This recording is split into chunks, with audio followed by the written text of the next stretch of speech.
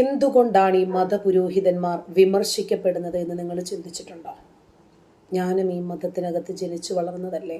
പ്രത്യേകിച്ച് ഒരു മതത്തെ നമുക്ക് വിമർശിക്കുമ്പോഴേക്കും ഒരു സാറ്റിസ്ഫാക്ഷനും കിട്ടുന്നില്ല. പക്ഷെ ഇവരുടെ വൃത്തികേടുകൾ തുറന്നു പറയണ്ടേ?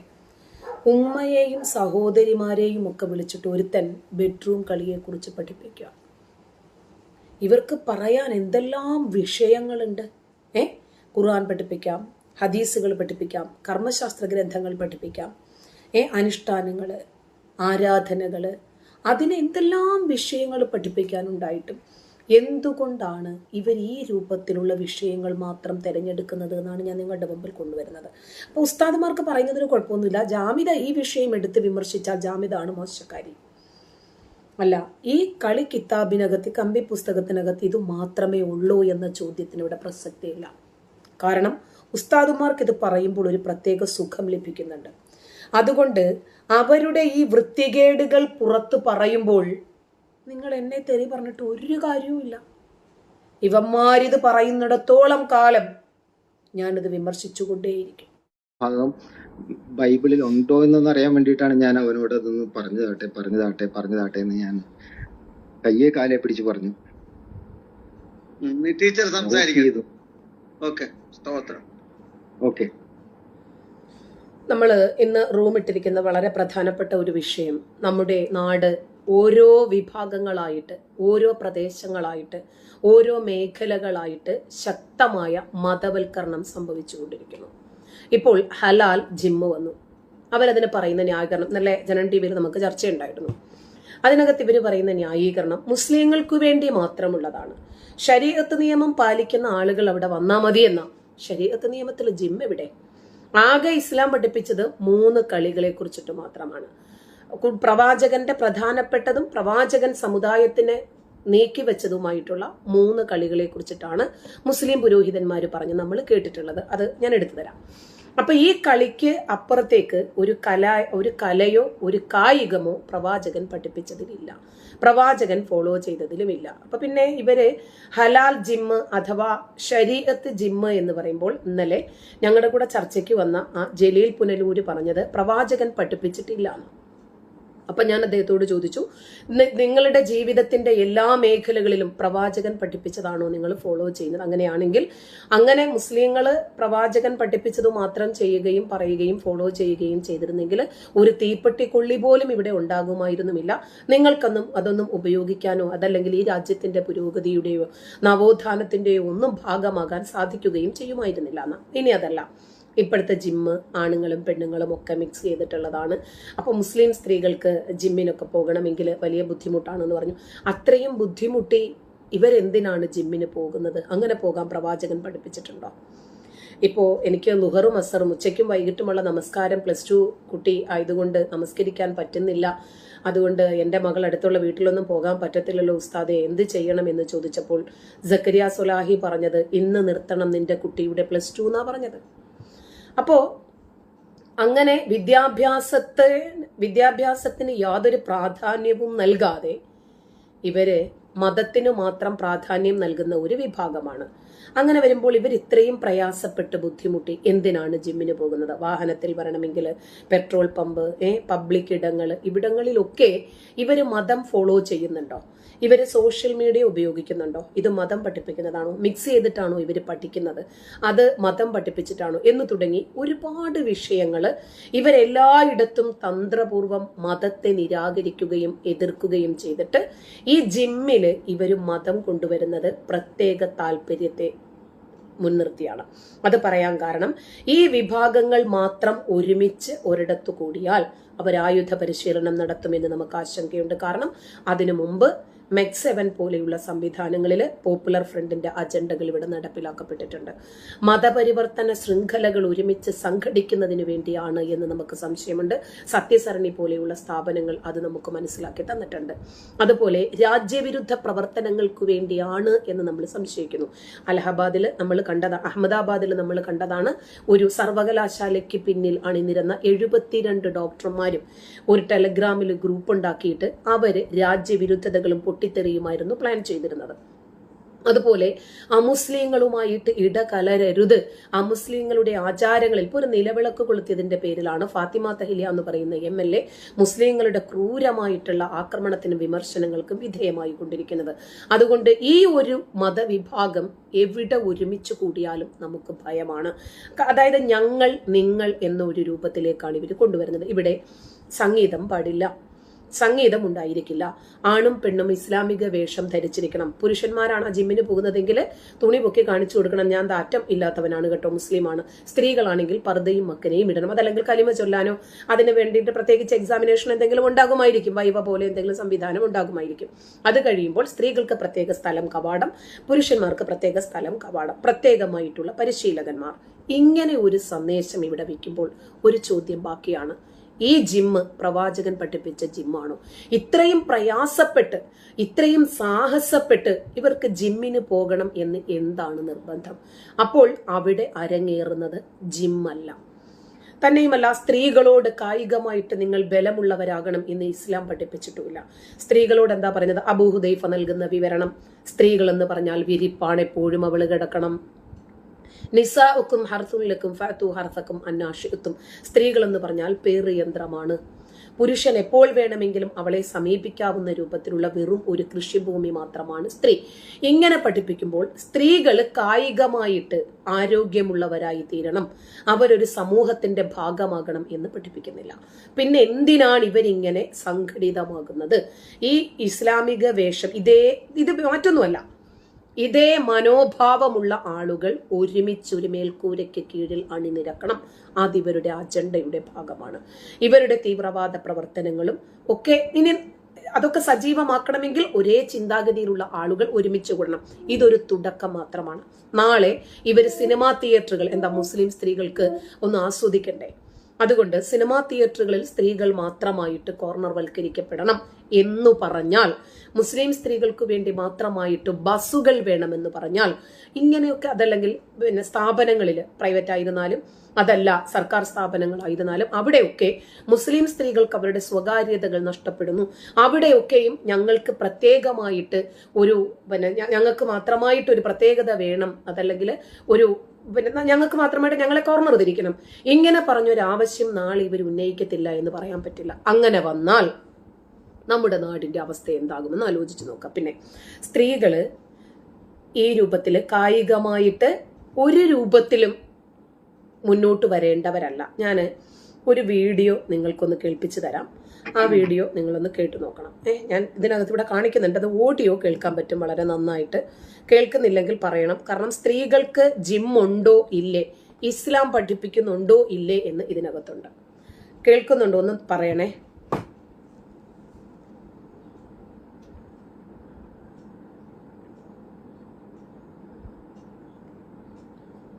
ഞാൻ ഇട്ടിട്ടില്ല, ഓപ്പൺ ആയിട്ടില്ല.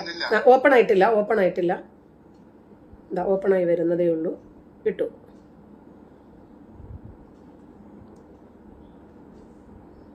മൂന്ന് കളികൾ ബാത്തിലല്ല, അതുകൊണ്ട് കേൾക്കുന്നുണ്ടോ?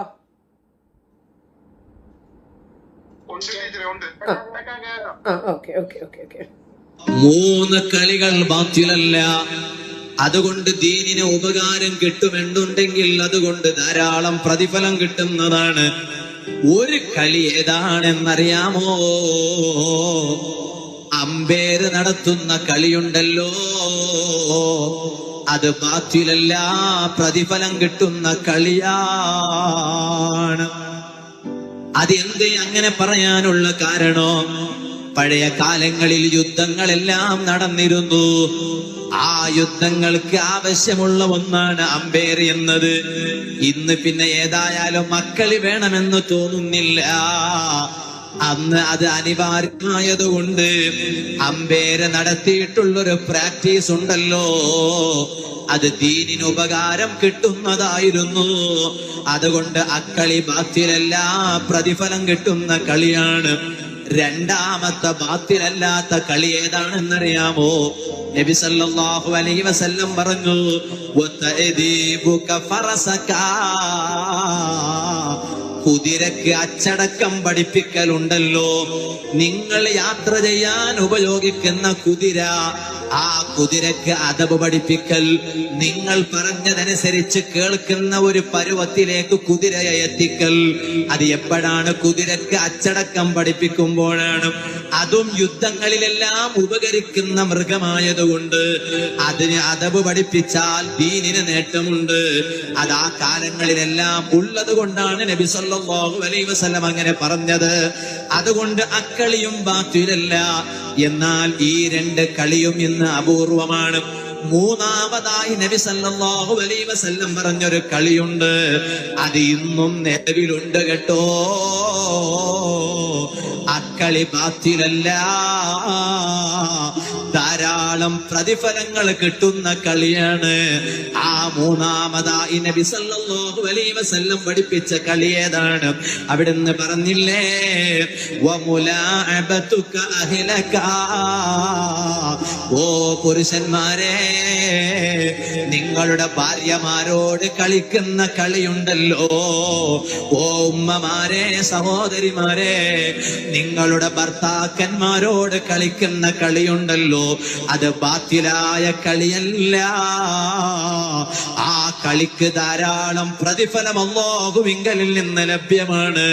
ഹബീബായ മുഹമ്മദുർ റസൂലുള്ളാഹി. കേട്ടു എന്ന് വിചാരിക്കുന്നു. ഇതിനകത്ത് ജിമ്മില്ല. പ്രധാനമായിട്ടും എനിക്ക് പറയാനുള്ളത് അതാണ്. അതായത് സ്ത്രീകളോട് കായികമായോ കലാപരമായോ ഏതെങ്കിലും രൂപത്തിൽ നിങ്ങൾ ആരോഗ്യമുള്ളവരായിരിക്കണം എന്ന് പറയുന്നില്ല. അപ്പോ ഈ കളിയെക്കുറിച്ച് വളരെ വ്യക്തമായിട്ട് ഉസ്താദ് തന്നെ പറഞ്ഞു, നമ്മൾ ആരും പറയേണ്ട കാര്യമില്ല. അപ്പൊ ഈ 3 വിനോദം മാത്രമാണ് പ്രവാചകൻ പഠിപ്പിച്ചു തന്ന വിനോദം. അമ്പയർ ഇന്നില്ല. കുതിരയ്ക്ക് അദബ്, മതമര്യാദകൾ, അതായത് കുതിരയും അദബ് എന്ന് പറഞ്ഞ മതമര്യാദകളാട്ടോ, അത് കുതിരയും പഠിക്കണം. മുസ്ലിം കുതിരയാണല്ലോ. പിന്നെ ആ കാലഘട്ടത്തിലുള്ള ആടിനൊക്കെ അറബി അറിയാമായിരുന്നു എന്നൊക്കെ നമുക്ക് അറിയാമല്ലോ, ഖുർആനൊക്കെ ഒന്ന് തിന്നില്ലേ. അപ്പോ ഈ മതമര്യാദകള് കുതിരയ്ക്ക് ഇന്ന് പഠിപ്പിക്കേണ്ട കാര്യമില്ല. അപ്പൊ മൂന്നാമതൊരു കളി ഇന്നും നിലവിലുണ്ട് കേട്ടോ. എന്നിട്ട് അവൻ വിളിക്കുന്നത്, അവന്റെ ഉസ്താവെന്നൊന്നും പറയാൻ പറ്റില്ല, അവൻ വിളിക്കുന്നത് കേട്ടോ, ഉമ്മമാരെ, സഹോദരിമാരെ. ഇതൊക്കെ ഏത് സംസ്കാരത്തിന്റെ ഭാഗമാണ്? ഉമ്മമാരോടും പിന്നെ സഹോദരിമാരോടും വിളിച്ചിട്ട് ഭർത്താവിനോട് കളിക്കുന്ന കളിയില് നിങ്ങൾക്ക് ഗുണം കിട്ടും എന്ന് പറയുന്ന മതമര്യാദകള് ഇന്നും നിലനിൽക്കുന്നുണ്ടെങ്കിൽ ജിമ്മ് എങ്ങനെ ശരിയാകും എന്നതാണ് നമ്മുടെ ചോദ്യം. Okay, clear. അല്ല ജാവേദ് ടീച്ചറെ, ഈ നീട്ടി പറഞ്ഞാൽ ജനം വിശ്വസിക്കുമെന്ന് വിചാരിച്ചാന്നോ ഈ പറയുന്ന കാര്യങ്ങൾ ഇങ്ങനെ നീട്ടി പറയുന്നത്? നമുക്ക് സംഗീതം ഹറാമാണ്, പക്ഷെ എന്നാലും കേൾക്കുന്നവർക്കേ ഒരു ഇമ്പമൊക്കെ തോന്നുന്നുണ്ടായോ? പ്രത്യേകിച്ച് ഈ കളിയും കുളിയും ഒക്കെ പറയുമ്പോഴത്തേക്കിന് കുറച്ച് ഒന്ന് നീട്ടിയും കുറുക്കിയും ഒക്കെ പറയുന്നത് അതൊരു ഭംഗിയാ. ഈ ഉസ്താദന്മാരൊക്കെ എക്കോ ഇട്ടിട്ട് ഇവന്മാരൊക്കെ പ്രസംഗിക്കുക. കാരണം ഓ അപ്പുറത്തൂടെ കേൾക്കണം, ഓ അങ്ങനെ. ഇവരെ പണ്ട് മുതലേ ഇവരൊക്കെ അങ്ങനെ, ഇവർ സംസാരിക്കുമ്പോൾ പോലും ഇവർക്ക് ഈ മതശൈലിയാണ് വരിക. മുമ്പ് ഒരു മതപ്രഭാഷണമൊക്കെ നിർത്തിയിട്ട് ഇയാള് സവാളയും ഉള്ളിയും ഒക്കെ വിൽക്കാൻ പോയിട്ട്, അന്നേരം 1 കിലോ സവാളയ്ക്ക് എത്രയാണ് വിലയെന്നറിയാമോ മക്കളെ? ഇവരുടെ രീതി അതാ. അപ്പൊ ഇങ്ങനെ ഒന്ന് ആറ്റിയും കുറുക്കിയും ഈണത്തിലും രാഗത്തിലും ഒക്കെ കളിയെക്കുറിച്ച് പറയുമ്പോൾ ഇയാളെ കുറിച്ച്, ഇയാളുടെ ഈ കളിപ്രസംഗം കേട്ടുകൊണ്ടിരിക്കുന്ന ആളുകൾക്ക് കൂടി ഒരു സുഖം കിട്ടണ്ടേ? That's all. ടീച്ചറെ, ഇവര് ഉമ്മ എന്തോ ഇങ്ങനെയൊക്കെ പറയുന്നില്ലേ, പെങ്ങള് അത് എന്തോ, ഞങ്ങളൊക്കെ കേൾക്കുമ്പോഴത്തേക്കും ഞങ്ങള് സാധാരണക്കാർക്ക് ഇത് വെറുപ്പാണ്, അറപ്പാണെന്നാ പറയും. ഇവന്മാരോടുള്ള ഇവര് പറയുന്നില്ലേ, അതിന് ഇവരോട് ഞങ്ങക്ക് അറപ്പാണ്.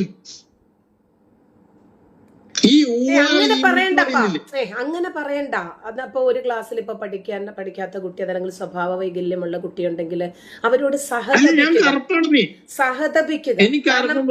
അതല്ല, അറപ്പും വെറുപ്പും വേണ്ട. അവരെയും സമൂഹത്തിൽ നമ്മളിപ്പോ ഇങ്ങനത്തെ ഗ്രൂപ്പുകള് ക്ലബില് ചർച്ച ചെയ്യുന്നത് എന്തിനാ? അവരെ വെറുപ്പ് പഠിപ്പിക്കാനല്ല, അവരോട് സഹതപിക്കാനാ. കാരണം ചിന്തിക്കാനുള്ള ഒരു ചിന്താശേഷി ഇല്ല. വളരെ ചെറിയ പ്രായത്തിൽ നിങ്ങൾക്കറിയാം, ഒരു 3-3.5 വയസ്സ് മുതൽ തന്നെ ഉസ്താദിന്റെ കാലിന്റെ ഇടയിൽ കൊണ്ടുപോയിട്ട് തലച്ചോറ് ഊരി പണയം വെക്കുന്ന വിഭാഗമാണ് ഞങ്ങൾ.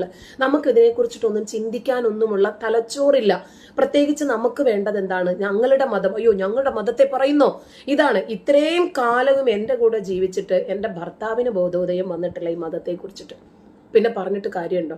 എൻ്റെ സഹോദരങ്ങളൊക്കെ മതഗ്രന്ഥങ്ങൾ അരച്ച് കലക്കി കുടിച്ച് അറബി കോളേജിലൊക്കെ അധ്യാപകരായിട്ടും ഖുർആൻ ക്ലാസ്സും ഒക്കെ എടുക്കുന്നവരാണ്. അവർക്ക് പോലും നമ്മൾ ഈ ഖുർആൻ വചനത്തെക്കുറിച്ച് പറയുമ്പോഴത്തേക്കിന് എനിക്കത് കേൾക്കണ്ട, ലഅനത്തുല്ലാഹി അലൈഹ ഇന്ന് പറഞ്ഞിട്ടാണ് ഇവർ പോകുക. അപ്പൊ ഇവരോട് നമുക്ക് അർഹിക്കുന്ന സഹതാപമാണ് വേണ്ടത്. ഇവരെ വെറുക്കരുത് ഒരിക്കലും. ഇവര് വെറുപ്പോ അവഗണനയോ അറപ്പോ ഒന്നുമല്ല വേണ്ടത്. നമ്മളിപ്പോ ഇങ്ങനെ ചർച്ച ചെയ്യുന്നത് എന്തിനാ?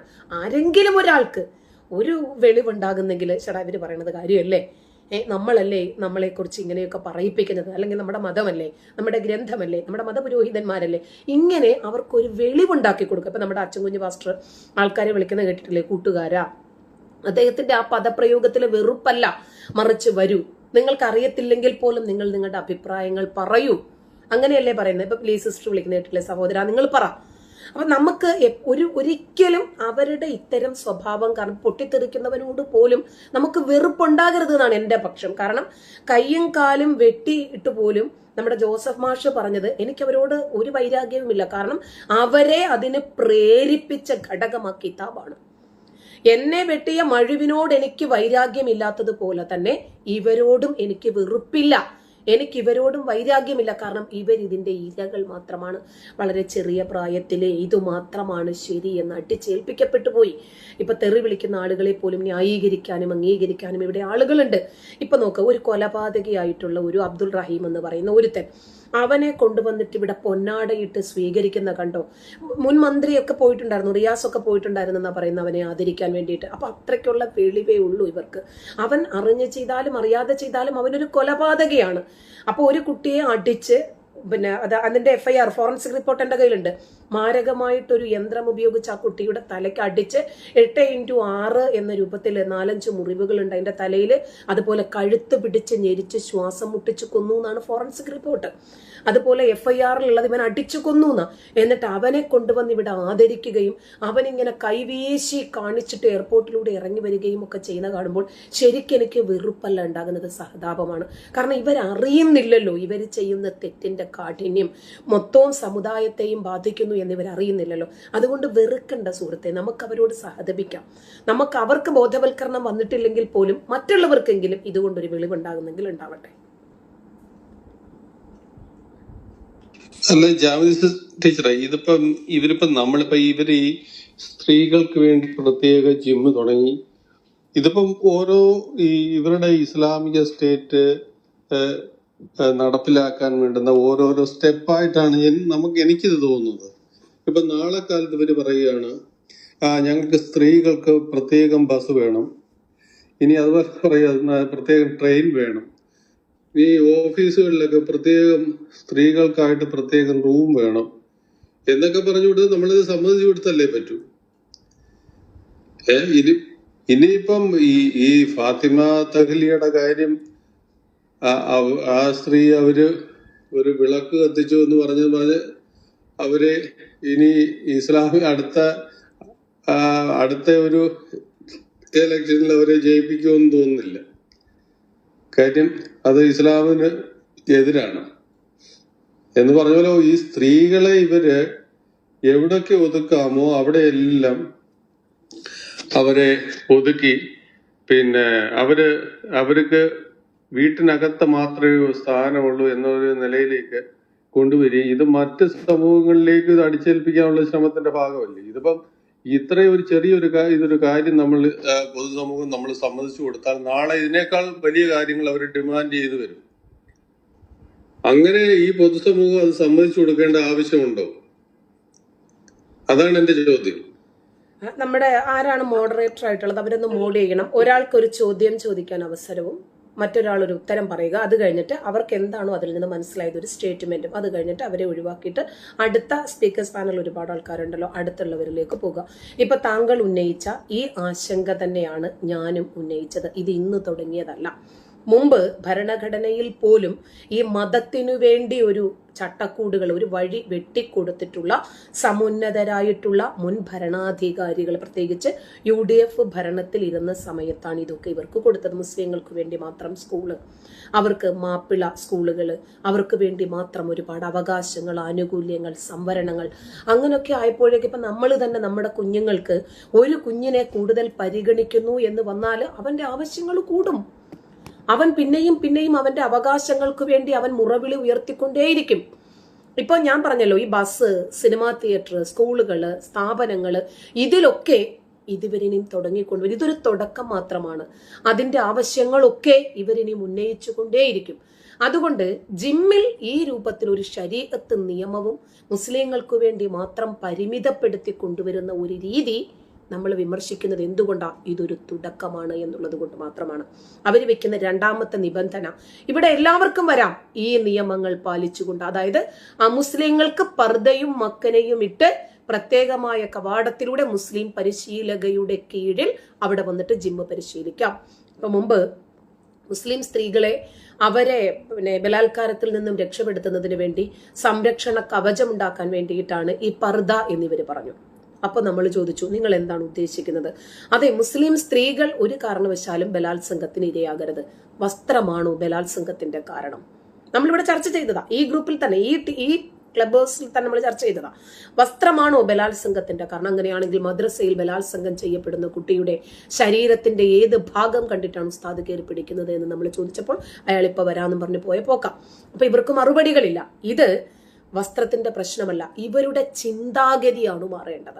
ഇവര് വിചാരിക്കുന്നത് ലിംഗത്തിലൂടെയാണ് പ്രവർത്തനങ്ങൾ ഉണ്ടാകുന്നതെന്ന അല്ല, തലച്ചോറിന്റെ പ്രവർത്തനമാണ് എന്ന് ഇവർക്ക് തിരിച്ചറിയാൻ കഴിയണം. അതിന്റെ അർത്ഥം എന്താ? മുസ്ലിം സ്ത്രീകൾ മാത്രം സുരക്ഷിതരായിരിക്കണം. അപ്പോഴും മുസ്ലിം പുരുഷന്മാരും മറ്റ് അമുസ്ലിം സ്ത്രീകളെ നോക്കൂലേ? അവരുടെ ശരീരത്തിന്റെ ഭാഗങ്ങൾ കാണുമ്പോൾ ഇവർക്ക് ഉദാഹരണം ഉണ്ടാകത്തില്ലേ? മുസ്ലിം സ്ത്രീയെ നോക്കിയാൽ മാത്രമല്ലല്ലോ ഇവർക്ക് കയറി പിടിക്കണം എന്ന ബലാത്കാര ചിന്താഗതി ഉണ്ടാകുന്നത്. അതിന്റെ അർത്ഥം മുഴുവൻ മുസ്ലിം സ്ത്രീകളും ഈ രൂപത്തിലേക്ക് വരണം, ഈ ഇസ്ലാമിക വസ്ത്രധാരണത്തിലേക്ക് വരണം. എന്നാൽ ബലാത്കാരം ഉണ്ടാകത്തില്ല. അതാ പറഞ്ഞത്. ഇതൊക്കെ ഇവരുടെ ചെറിയ ചെറിയ ചെറിയ ചെറിയ തുടക്കങ്ങൾ മാത്രമാണ്. ഇപ്പോൾ ജിം അധികൃതരുടെ ഔദ്യോഗികമായിട്ടുള്ള പ്രതികരണത്തിലൂടെ തന്നെ നമുക്ക് മനസ്സിലായത് ഇത് ഞങ്ങൾക്കൊരു ബിസിനസ് ആണ് എന്നാ പറഞ്ഞത്. അപ്പോ പൊതുസ്ഥാപനം എന്ന് പറഞ്ഞാൽ എല്ലാവർക്കും ബാധകമാകണം. ഇനി പാർക്കുകളിൽ വരില്ലേ മതം? അപ്പൊ ഈ മതപരമായിട്ടുള്ള വസ്ത്രധാരണ രീതികൾ പൊതുസമൂഹത്തെ കൂടി അടിച്ചേൽപ്പിക്കുവാണ് ഇവരെ. ഇത് വ്യക്തി സ്വാതന്ത്ര്യത്തിനു മേലുള്ള കടന്നുകയറ്റമാണ് എന്നതുകൊണ്ടാണ് നമ്മൾ ഇതിനെ എതിർക്കുന്നത്. ആ രൂപത്തിൽ അവർക്ക് താല്പര്യമുണ്ടോ? അവരവിടെ പോയിക്കോട്ടെ, കുഴപ്പമില്ല. അവർക്ക് അവിടെ മതം വളർത്തണോ? ആയിക്കോട്ടെ, കുഴപ്പമില്ല. പക്ഷേ ഇത് ബഹുസ്വരതയ്ക്ക് തടസ്സമാണ്. മറ്റുള്ളവരെ കൂടി ഞങ്ങൾ, നിങ്ങൾ എന്നുള്ള രൂപത്തിലേക്ക് കാണാനും ഇവരൊക്കെ കണ്ടില്ലേ ഇങ്ങനെ നടക്കുന്നത്? ഇവരൊന്നും നമ്മൾക്ക് ഉൾക്കൊള്ളാൻ പറ്റുന്ന ആളുകളല്ല. ഇങ്ങനെ അന്യവൽക്കരിക്കപ്പെടുന്ന രൂപത്തിലേക്ക് ഇവരുടെ ചിന്താഗതി മാറുന്നു. മുസ്ലിം, അമുസ്ലിങ്ങൾ എന്ന് പറഞ്ഞാൽ മുസ്ലിങ്ങളാൽ കൊല ചെയ്യപ്പെടേണ്ടവനാണ് എന്ന ചിന്താഗതി ഇവിടെ വളരുവാണ്. മുസ്ലിം ആണെങ്കിൽ അവൻ ഏത് വലിയ ക്രിമിനൽ ആണെങ്കിലും എത്ര വലിയ ബലാത്സംഗ വീരനാണെങ്കിലും അവന്റെ തെറ്റു മായ്ക്കാൻ നമ്മൾ ഒരുമിച്ച് നിൽക്കണം. അവനെ ഒരിക്കലും നമ്മൾ തെറ്റു പറയരുത്, അവനെ കുറ്റപ്പെടുത്തരുത്, വിമർശിക്കരുത്. അവനൊരു മുസ്ലിം അല്ലേ? ഈ ചിന്താഗതിയാണ്. അപ്പൊ അതേ ചിന്താഗതിയിലുള്ള ആളുകൾ ഒരു മേൽക്കൂരയ്ക്ക് താഴെ വന്നാൽ അത് അപകടമാണ്. അപ്പൊ ഇത്തരം നിയന്ത്രണങ്ങൾ ബുദ്ധിമുട്ടുണ്ടാക്കുന്നത് പൊതുസമൂഹത്തിനാണ്. മതം അടിസ്ഥാനമാക്കിയിട്ടുള്ള ഇത്തരം വേർതിരിവുകൾ ഭരണഘടന നൽകുന്ന തുല്യതയ്ക്കും അതുപോലെ മനുഷ്യാവകാശത്തിനും ഒക്കെ എതിരാണ്. ഇപ്പോ അതുപോലെ മുസ്ലിം പുരുഷന്മാര് വരുന്നു, ശരി, അതവർക്ക് തിരിച്ചറിയാൻ പറ്റും. അമുസ്ലിം പുരുഷന്മാര് വന്നാലോ ഇവരെന്ത് ചെയ്യും? സുന്നത്ത് ചെയ്തിട്ടുണ്ടോ എന്ന് നോക്കുമോ? പഹൽഗാമിൽ ചെയ്തതുപോലെ തുണി പൊക്കി നോക്കുമോ? അപ്പൊ ഇങ്ങനെ തീവ്രമായിട്ടുള്ള നിയന്ത്രണങ്ങൾ വെക്കുന്നു. കലിമ ചൊല്ലാൻ പഠിപ്പിക്കുവോ? ഇവനെ മുസ്ലിം ആണോ എന്നറിയാൻ ഒന്നുകിൽ സുന്നത്ത് കഴിച്ചൊന്ന് നോക്കണം, അതല്ലെങ്കിൽ കലിമ ചൊല്ലിപ്പിക്കണം. അപ്പൊ ഇത്തരം നിബന്ധനകള് പൊതുസമൂഹത്തിൽ നമ്മളെ പോലെയുള്ള ആളുകൾ ആശങ്കപ്പെടാനുള്ള കാരണം ഇതിവരുടെ ഒരു ബിസിനസ് സ്ഥാപനം എന്നതിലുപരി ഒരു പ്രത്യേക തീവ്രവാദ ആശയ സംഹിത അടിച്ചേൽപ്പിക്കാനും അത് അമുസ്ലിങ്ങളുടെ മേൽ നടപ്പിലാക്കാനുമുള്ള ഒരു ഇടമായി മാറുന്നു. ഇത് നിയമപരമായും സാമൂഹികപരമായും ചോദ്യം ചെയ്യേണ്ടുന്ന ഒരു വസ്തുതയാണ്. മതേതര സമൂഹത്തില് ഇത്തരം നീക്കങ്ങളെ ശക്തിയുക്തം എതിർക്കേണ്ടതുണ്ട്. സമൂഹത്തിന്റെ പൊതുഘടനയിൽ ഇത്തരം മാറ്റങ്ങൾ ഉണ്ടാകുമ്പോൾ ആശങ്കപ്പെടുന്നത് നമ്മളെ പോലെയുള്ളവരാണ്. കാരണം നമുക്ക് അപകടമാണിത്. വിദ്യാഭ്യാസ സ്ഥാപനങ്ങള്, തിരുവനന്തപുരം ജില്ലയിലെ മണക്കാട് കല്ലാട്ടുമുക്ക അലിഫ് എന്ന ഒരു സ്കൂൾ തുറന്നു. LKG പഠിക്കുന്ന കുട്ടികളൊക്കെ പർദ്ദയും മക്കനെയും ഇട്ടുകൊണ്ട് പോകുന്നു. ആൺകുട്ടികള് ജുബയും ഇട്ട് കന്തൂറ ഇട്ടിട്ട് തൊപ്പിയും വെച്ചിട്ട് പോകുന്നു. ഇത് ഈ മതപരമായിട്ടുള്ള ലേബലുകൾ ഈ 3.5 വയസ്സ് 4 വയസ്സുള്ള കുഞ്ഞുങ്ങളിലേക്ക് കുത്തിവെക്കുന്നത് മതേതര സാമൂഹിക കെട്ടുറപ്പിനെ ബാധിക്കുന്നു. ഈ ഭയമാണ് നമ്മൾ ഇതിനെ എതിർക്കാൻ കാരണം. മതേതരമായിട്ടുള്ള ഒരു സമൂഹത്തില് വിദ്യാഭ്യാസം, പൊതുസേവനം, അതുപോലെ പാർക്കുകള്, ബീച്ചുകള്, ജിമ്മുകള്, സിനിമാ തിയേറ്ററുകള്, മാർക്കറ്റുകള്, ഇതൊക്കെ എല്ലാവർക്കും തുല്യമായിട്ട് ലഭിക്കണം. ഇവിടുത്തെ ആനുകൂല്യങ്ങള് ഇത് മതപരമായി പ്രത്യേകതകൾ എടുത്തു പറഞ്ഞിട്ട് ഞമ്മന്റെ മതം വളർത്താൻ ഞങ്ങൾ, നിങ്ങൾ, ഞാൻ, നീ, അവര്, ഇവര് ഇങ്ങനെ രൂപത്തിലുള്ള കോർണർവൽക്കരിക്കപ്പെട്ട ഒരു രൂപം വരുമ്പോൾ ആ മതവിഭാഗത്തിൽപ്പെട്ട ആളുകൾക്ക് മാത്രമായിട്ട് അവര് മാത്രമായിട്ട് ചുരുങ്ങുന്നു. അവരൊരു പൊതുസമൂഹത്തിന്റെ ധാരയിലേക്ക് വരുന്നില്ല, അവർ ഇടകലരുന്നില്ല. ഇത് സമൂഹത്തെ പരസ്പരം അകറ്റാൻ കാരണമാകും. സ്കൂളുകൾ എന്നത് അറിവ് പകർന്നു നൽകുന്നതിനോടൊപ്പം തന്നെ വ്യത്യസ്തമായിട്ടുള്ള പശ്ചാത്തലത്തിലുള്ള കുട്ടികൾക്ക് ഒരുമിച്ചിരുന്ന് പഠിക്കാൻ ഒരു യൂണിഫോമിറ്റി വേണം എന്നതുകൊണ്ടാണ് സഹവർത്തിത്വത്തോടുകൂടി കഴിയാനുള്ള ഒരു ഇടമായിട്ട് അവിടെ വേർതിരിവുകൾ വരരുത് എന്നതുകൊണ്ടാണ് നമ്മൾ ഹിജാബിനെ എതിർത്തത്, നമസ്കരിക്കാനുള്ള സ്ഥലത്തെ എതിർത്തത്, യൂണിഫോമിനെ നമ്മൾ പ്രോത്സാഹിപ്പിച്ചത്. അപ്പോ ഭാവി തലമുറയുടെ ചിന്താഗതിയെ ഇത് സ്വാധീനിക്കുമെന്നുള്ളത് കൊണ്ടാണ് വിദ്യാഭ്യാസ സ്ഥാപനങ്ങളിൽ മതം വളരരുത്, അവിടെ നമസ്കരിക്കാനുള്ള ഒരു പള്ളിയല്ല പൊങ്ങേണ്ടത്, മറിച്ചൊരു ലൈബ്രറിയാണ് ഇനി നമ്മൾ ശബ്ദമുയർത്താൻ. അതാണ് കാരണം. ഇപ്പൊ ഭക്ഷണത്തിൽ മാത്രം ഒതുങ്ങി നിന്നിരുന്ന ഹലാൽ എന്ന ആശയം ഇപ്പോൾ ടൂറിസത്തിലേക്ക് വന്നു, ബിസിനസ്സിലേക്ക് വന്നു, പ്രോഡക്റ്റുകളിലേക്ക് വന്നു. ചില അച്ചാറുകളൊക്കെ എടുത്ത് നോക്കുമ്പോൾ ഹലാൽ, അരിപ്പൊടി എടുത്ത് നോക്കുമ്പോൾ ഹലാൽ. അപ്പോ ബിസിനസ് ആയിട്ട് അതങ്ങോട്ട് വളർന്നു. വിദ്യാഭ്യാസ സ്ഥാപനങ്ങളിലേക്ക് ഇത് ബാധിക്കുന്നു. പല കോണുകളിൽ നിന്നും ഇത് നമ്മളിങ്ങനെ നോക്കിക്കാണുവാണ്. നമ്മൾ നമ്മുടെ എതിർപ്പുകൾ പ്രയോജനപ്പെടുത്തുന്നു നമുക്ക് കിട്ടുന്ന ഇടങ്ങൾ വെച്ചിട്ട്. അപ്പൊ മതത്തെ സാമ്പത്തിക ലാഭത്തിന് വേണ്ടിയോ അവരുടെ മതതീവ്ര അജണ്ടകൾ നടപ്പിലാക്കാനോ ഉപയോഗിക്കുന്നു എന്നതുകൊണ്ടാണ് നമ്മൾ ഇതിനെ എതിർക്കുന്നത്. ഇന്ത്യൻ ഭരണഘടന അനുവദിക്കുന്ന തുല്യതയും മതേതരത്വവും മനുഷ്യാവകാശവും ഇത്തരം ആശയങ്ങൾ ഈ പ്രവണതകളിലൂടെ ചോദ്യം ചെയ്യപ്പെടുന്നു. സമൂഹത്തിലെ ഇത്തരം സമാന്തരമായിട്ടുള്ള സംവിധാനങ്ങൾ വളർന്നു വരുന്നത് ജനാധിപത്യത്തിന് ദോഷം ചെയ്യും. ജനാധിപത്യത്തെ മതാധിപത്യം ഹൈജാക്ക് ചെയ്യാൻ ഇടവരും. അതുകൊണ്ട് ഭാവിയിൽ അത് വലിയ സാമൂഹികമായിട്ടുള്ള പ്രത്യാഘാതങ്ങൾ ഉണ്ടാക്കും. കേരളത്തിലെ നിലവിലെ സാമൂഹിക രാഷ്ട്രീയ സാഹചര്യങ്ങളിൽ നമ്മൾ ഭയപ്പാടോടുകൂടി കാണുന്നത് ജനപ്രതിനിധികൾ പോലും മതതീവ്രവാദത്തെ എതിർക്കാതെ മതതീവ്രവാദത്തിന് ചുക്കാൻ പിടിച്ചു നിൽക്കുകയും അതിനെ പ്രീണിപ്പിക്കുകയും ചെയ്ത് അർഹതപ്പെട്ട ആളുകൾക്ക് അവകാശങ്ങൾ നൽകാതെ ഒരു പ്രത്യേക മതവിഭാഗത്തിന് വേണ്ടി മാത്രം ആനുകൂല്യങ്ങൾക്ക് വേണ്ടി നിരന്തരം ശബ്ദിക്കുകയും ചെയ്യുമ്പോൾ ഭരണകൂടത്തിന്റെ ഇടപെടലുകളിൽ പോലും നമുക്ക് വിശ്വാസം നഷ്ടപ്പെടുന്നു. അതുകൊണ്ടാണ് നമ്മൾ നമുക്ക് കിട്ടുന്ന ഈ ചുരുങ്ങിയ സമയത്ത് ചെറിയ സദസ്സുകളിൽ നമ്മൾ നമ്മളുടെ ആശങ്കകൾ പങ്കുവയ്ക്കുന്നത്. ഓക്കെ,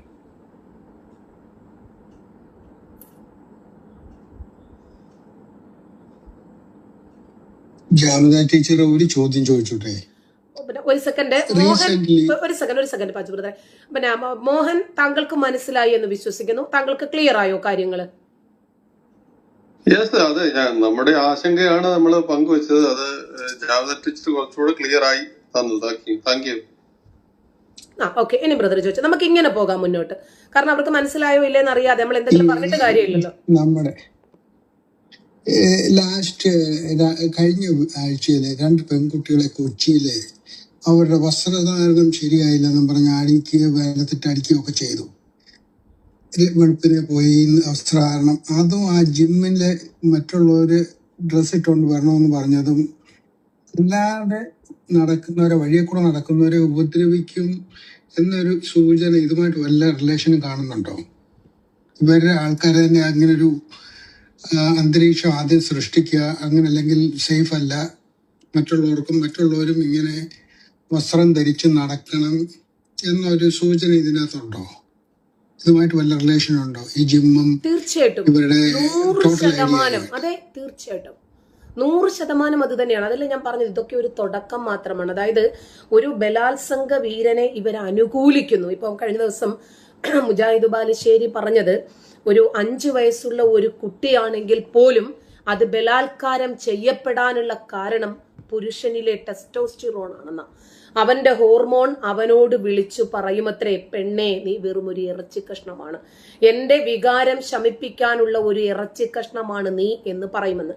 അതിന് ഒരു മാധ്യമ പ്രവർത്തകയാണ്, അതുപോലെ ഒരു ഇസ്ലാം മത പണ്ഡിതയുമാണ്. അവര് വന്നിട്ട് പറയാണ്, പിന്നെ അതുകൊണ്ട് അരികുവൽക്കരിക്കപ്പെടരുത് മുസ്ലിങ്ങൾ ഒരു കാരണവശാലും പീഡിപ്പിക്കപ്പെടരുത്. അപ്പോ പുരുഷനിലെ ടെസ്റ്റോസ്റ്റിറോൺ എന്ന ഹോർമോൺ ഹൈപ്പോതലാമസിനെ ഉദ്ദീപിപ്പിക്കുന്നത് കൊണ്ടാണ് കയറി പിടിക്കാൻ തോന്നുന്നത്.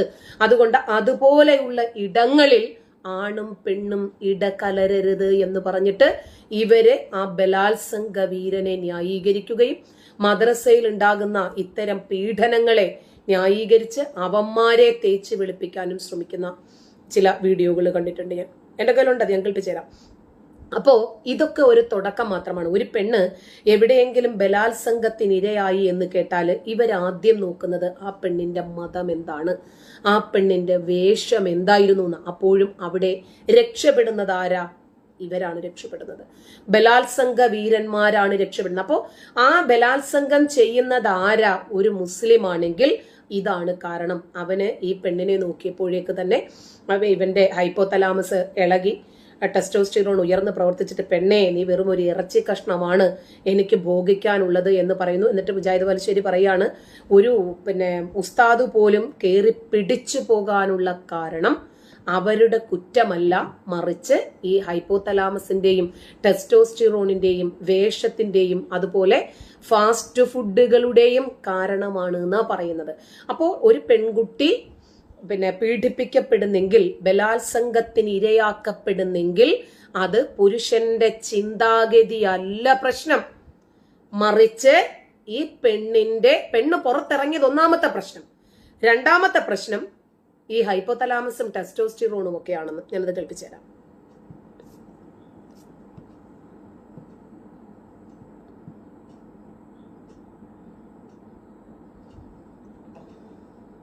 ബലാത്സംഗങ്ങൾ വർദ്ധിക്കാനുള്ള കാരണത്തെക്കുറിച്ച് പഠിച്ചിട്ടുള്ള എല്ലാ മനഃശാസ്ത്രജ്ഞരും പറയുന്നത്, ഇപ്പൊ നിങ്ങൾക്കറിയോ 5 വയസ്സുള്ള പെൺകുട്ടികൾ വരെ ബലാത്സംഗം ചെയ്യപ്പെടാനുള്ള ഒരു കാരണം ആധുനിക ഫാസ്റ്റ് ഫുഡുകള്, അതായത് ആധുനിക ഭക്ഷണങ്ങൾ കഴിച്ചിട്ട് തടിച്ചു വെളുത്ത പെണ്ണ്.